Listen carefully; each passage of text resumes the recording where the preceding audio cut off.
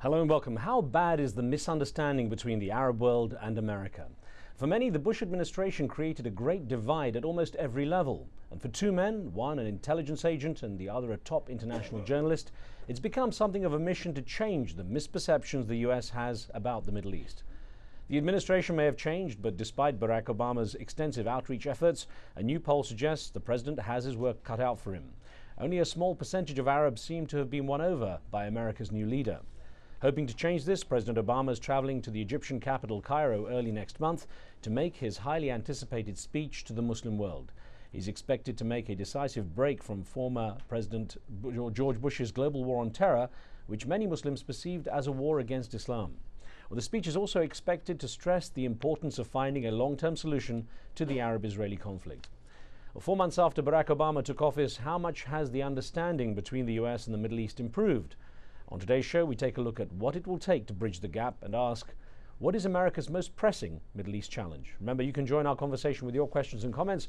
Log on to livestation.com/AJE, enter the chat room and take part. We also welcome your phone calls. Well, the two men I mentioned at the beginning of the show join me today to share their unique insights into the Middle East. From New York, we have Neil McFarquhar, the United Nations Bureau Chief for the New York Times, who spent more than 25 years in the Middle East as a correspondent and observer of life.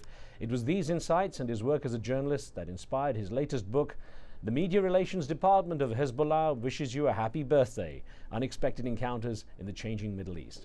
And here with me in the studio is Dr. Emil Nachle, who served in the CIA for 15 years, retiring as the director of the Political Islam Strategic Analysis Program. His latest book is called A Necessary Engagement, Reinventing America's Relations with the Muslim World. Gentlemen, I welcome you both to the show. Thank you. Great to be here. Neil, if I could start with you, please, and ask, are really things that bad between America and the Arab world? I mean, isn't President Barack Obama making something of a difference?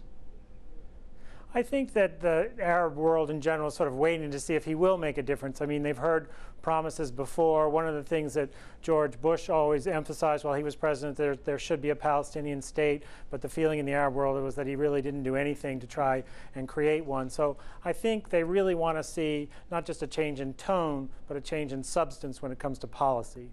Dr. Emil Nachle, has there been any shift in perception in the Arab world on America's war on terror, which, you know, as I mentioned, was always equated as a war on Islam? Right. There has been indeed with the new administration, because the first thing we heard the new president say that phrase, the war on terror, will not be used. And his statement in Turkey was very, very clear indication that we no longer have this concept of a war against Islam, that the fight against terrorism is totally separate from the majority of Muslims, that the broad brush with which the previous administration painted the whole Islamic world was one of terrorism, and the new administration seems to distinguish between the 98% or 99% of Muslims and the 1%, if you will, of those who support violence and terrorism. Neil, you know, based on what you were saying at the beginning there, are you surprised by the outcome of a recent Arab public opinion poll, which found that although President Obama is considered personally inspiring, there's still generally a deep dissatisfaction with U.S. foreign policy and certainly a distrust or mistrust?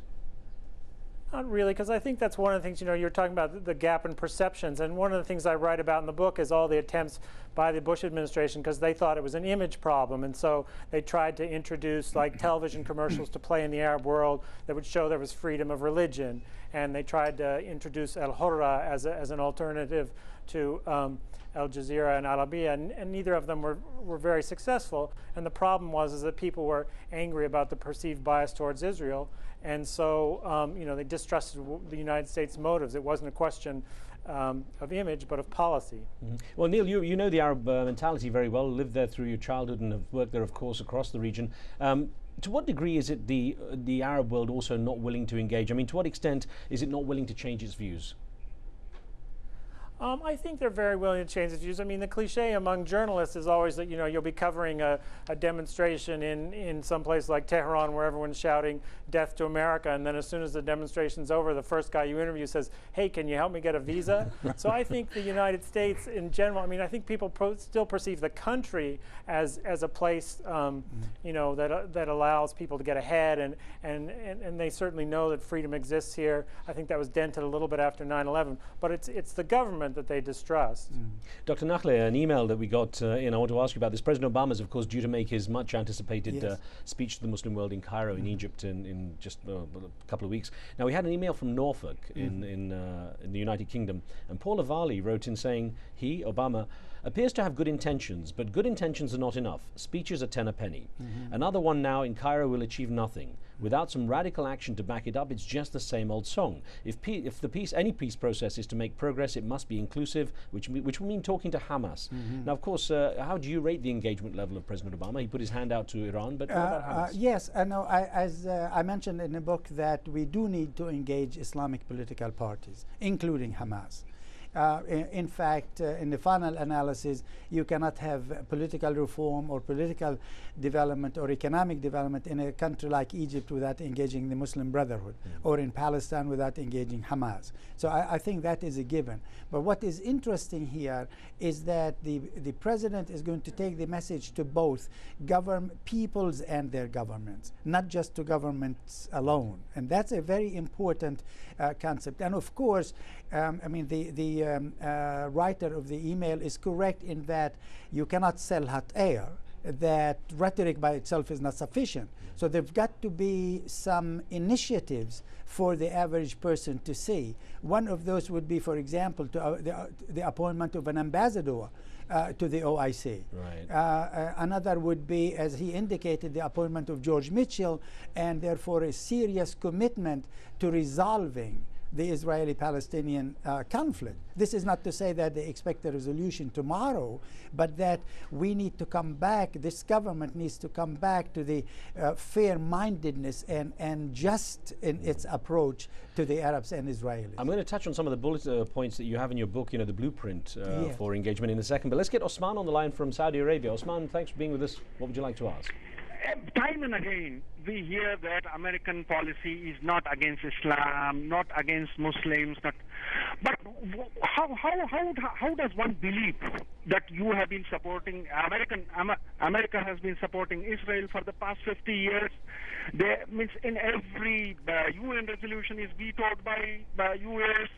They have no value for life of any Arab or any Palestinian or anybody. Okay, you know, Osman, I'm going to put this with an email actually to Neil, and because it touches on the same issue. This came from Andrew Rivak in Huddinge in Sweden, who says, Obama's looking more of the same in a different suit. Healing the rift is simple, only if there's the courage to do so. Stand up to Israel and stop letting Israel dictate American foreign policy in the Middle East. Now, I wonder, how easy is it going to be to win trust in the Arab world while America retains its uniquely special relationship with Israel? I think that there's already been something of a change just in that he's starting in his very first month in office. And I think that that's an important change because both President Bush and President Clinton, for that matter, who was also very sympathetic to Arabs and was liked by Arabs in general, or to a certain extent, they waited till the last term in office, and so they had no more leverage to do anything, to make any change. And I think that by starting early, President Obama is signaling that he does want to create change. And I know my Arab colleagues at the United Nations, for example, the other day, Ambassador Susan Rice gave a speech when she was talking about what has to happen in the Middle East, what has to change. And she said, you know, Israel must stop settlement activity. Israel must increase the freedom of movement for the Palestinians. And you know, they were looking at that speech and thinking that they hadn't heard that kind of tone before. Again, it's just speeches at this point. It's not substance. Right. But I think that the fact that they're starting so early in their term indicates that they do want to produce results. We had a live station question in Dr. Nakhleh that came in from Akim in Denver, Colorado, who's in the live station taking place as we do this live. He says, What role should Muslims in the United States and elsewhere play in this endeavor? What groups or institutions outside the US might contribute productively? Well, that's a very good question. In fact, back to those 10 points in the blueprint, the last point, suggestion I make is that we need, as a government, to engage the American Muslim community. That a global Muslim world engagement will be enhanced, the credibility of that will be enhanced if we engage the American Muslim community in the process. And so therefore the American Muslim community can act almost as a bridge between the United States and the Islamic world at large. And they can play a pretty important role. Neil, I want to quote, before we take a break, I want to quote your, one of the passages from your book where you talk about anti-American hostility. Here you say, sometimes the anti-American hostility was overt even when people didn't speak to me but just saw me, since I fit the stereotype of what many Arabs think an American is supposed to look like. And in Jeddah, again in Jeddah you say, I was walking around the electronics bazaar one night when a full can of Pepsi sailed past my head and thudded into a billboard behind me. It was not terribly threatening, but working in the region was demoralizing while the mood endured. Now, you're referring to an incident in Saudi Arabia there. Was that sentiment generally reflective of what came across the Arab world? No, I think in general people treated me with incredible hostility. The incident you're referring to, you know, I make specific there that it was in 2003, right after the invasion of Iraq, and people were seeing, you know, American tanks rolling around on their television sets every night. And there was, you know, that one year, 2003, there was a lot of hostility. I also love to tell the story about when I was in Jeddah and I broke a tooth and I had to go to a dentist, and I got the first dentist in the morning and he was Syrian, and I said, where are you from? And he said Syria, and then he was fiddling with his drill and stuff. He said, why? Where are you from? And I said, New York. And he said, New York, American. That's not a very popular thing to be. Open wide. But he did a great job. Well, we can see by the smile it worked. And we're going to take a very short break here now. There's more of our discussion in a moment. As we pause, let me remind you, you can join the conversation with your questions and comments by logging on to livestation.com and entering the chat room. You can see the debate taking place in there right now. Stay with us. We'll be right back.